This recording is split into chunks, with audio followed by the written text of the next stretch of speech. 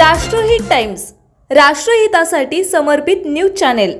हडपसर परिसरात सोन्याच्या कर्जाच्या आमिषाने एका महिलेची तब्बल 28,50,000 रुपयांची फसवणूक केल्याचा धक्कादायक प्रकार उघडकीस आलाय। या प्रकरणी हडपसर पोलीस ठाण्यात गुन्हा दाखल करण्यात आला असून आरोपी सध्या फरार आहेत।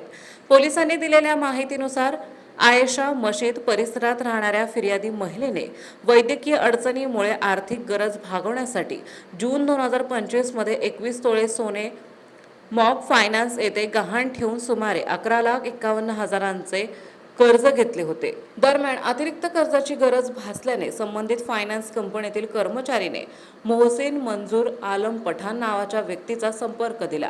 सदर आरोपीने कमी व्याजदरात आर्थिक कर्ज मिळवून देण्याचे आमिष दाखवत फिर्यादींचा विश्वास संपादन केला।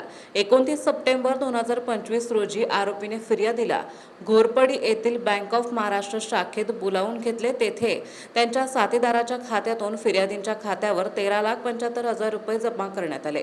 यानंतर फिर्यादीने आधीचे कर्ज फेडून मॉग फायनान्स कडील 21 तोळे सोने परत घेतले आणि ते सोने आरोपी मोहसिन पठाण यांच्याकडे दिले। आरोपीने ते सोने त्यांच्या ईश्वर कृपा मल्टीपर्पज निधी लिमिटेड या संस्थेत तारण ठेवले असल्याचं भासवले। मात्र काही दिवसांनी संबंधित संस्थेचा पत्ता बनावट असल्याचं समोर आलंय। तसेच आरोपीने फिर्यादींचे फोन घेणे बंद केले। वारंवार पाठपुरावा करूनही सोने परत न मिळाल्याने अखेर फिर्यादींनी पोलिसांकडे धाव घेतली। या प्रकरणात आरोपी मोहसिन पठाण याने 190.17 ग्रॅम वजनाचे सुमारे 28,50,000चे किमतीचे सोन्याचे दागिने अपहार करून विश्वासघात केल्याचं समोर आलंय।